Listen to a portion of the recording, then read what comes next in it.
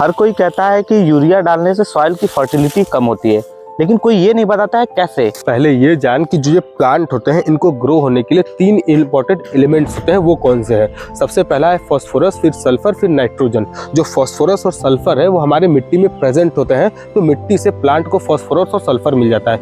अब रह गया नाइट्रोजन, तो हमारे मिट्टी में जो बैक्टीरिया और माइक्रोब्स होते हैं वो नाइट्रोजन का फिक्सेशन करते हैं, तो प्लांट को नाइट्रोजन मिलता है, तब प्लांट ग्रो होता है। और जब हम इस यूरिया को मिट्टी में डालते हैं तो जो माइक्रोब्स और बैक्टीरिया है जो नाइट्रोजन फिक्सेशन का प्रोसेस करते हैं वो मर जाते हैं, तो प्लांट को नाइट्रोजन फिक्स करके देने वाला कोई नहीं हुआ, तो सॉइल की फर्टिलिटी कम हो गई, क्योंकि बिना नाइट्रोजन प्लांट ग्रो ही नहीं होगा। मिट्टी में यूरिया और खतरनाक केमिकल पेस्टिसाइड डालने से होता यह है कि सॉइल में मौजूद जो बैक्टीरिया फर्टिलिटी को बढ़ाते हैं वो मर जाते हैं, तो हमको अलग से और ज्यादा यूरिया डालना पड़ता है ताकि प्लांट को अलग से नाइट्रोजन मिल सके। अलग से यूरिया जब जाता है तो फिर से सॉइल में बैक्टीरिया है वो और ज्यादा मरने लगते हैं, जब वो और ज्यादा मरते हैं तो हमको और ज्यादा यूरिया की जरूरत पड़ती है। ये साइकिल चलता रहेगा और धीरे धीरे एक टाइम आएगा कि इस सॉइल की फर्टिलिटी पूरी तरीके से खत्म हो जाएगी। मतलब ज्यादा खाद डालने से ही पंजाब और हरियाणा के खेतों की सॉइल की फर्टिलिटी खत्म हो चुकी है।